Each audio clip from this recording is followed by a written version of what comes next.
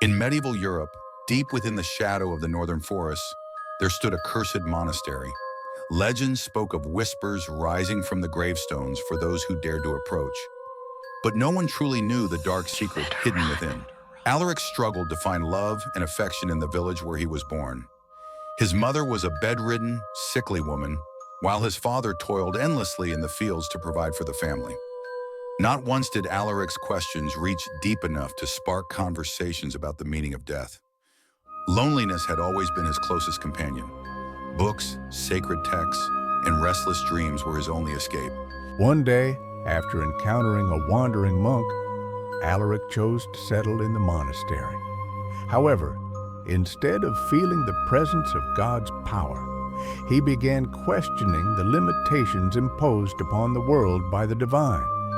Was death truly the end of life? He asked himself. This thought ignited within him a burning desire to uncover true power. He became lost in a spiritual void. Over time, one fateful night, he overheard the monks speaking in hushed tones about a sacred and ancient book, Mortem Codex. It was said that this book held the power to bring the dead back to life. Driven by an insatiable desire to uncover the mysteries beyond death, Alaric secretly began reading the forbidden tome one fateful night. At first, its pages seemed to contain nothing more than old rituals, ceremonies, and cryptic texts. But as he turned each page, he unearthed something far darker and more powerful. Secrets that whispered of summoning lost souls, pulling them back from the void. And with every word he read, he felt a power unlike anything he had ever known. One night, guttural screams rising from the graveyard enveloped the entire monastery. At that moment, Alaric felt that the boundary between life and death was nothing but an illusion. But this power would soon become his downfall. The next morning, he was found dead in his cell. His eyes were frozen in terror, as if something had devoured him alive. And for one final time, the book abandoned its owner, vanishing into the shadows. Secretly buried once more, Lord Edric grew up in an aristocratic family, a wealthy landowner. However, this life did not offer the satisfaction he craved as a noble. He desired to live as an adventurer, a wanderer, and so he left his castle behind. Days pass, and Lord Edric, with his beloved horse Manchego, stays at an inn. At the inn, there are only 3 travelers and a monk. As the conversation progresses, and with the effects of the rum, words begin to spill out.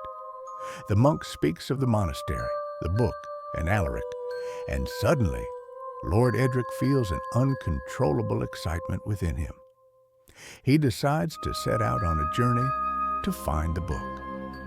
As they travel deep into the forest, they hear a distant hum and the sound of crying between the trees. As they advance, they come across a young girl with curly hair and piercing blue eyes, crying beside a small cabin. Her gaze awakens emotions in Lord Edric that he cannot suppress, and he approaches the girl. Upon meeting Arya, he learns that she lost her family 2 days ago and is now all alone. At that moment, Lord Edric tells her about the book, and Arya, with hope in her heart, begins her journey with him to bring her family back. As the duo crosses rugged mountains, steep cliffs, desolate forests, and streams, a deep emotional bond forms between them. Days pass, and they finally reach the village near the monastery. Their shared goal is to find the book and bring Arya's family back. But what they don't know is that the book will find whoever seeks it.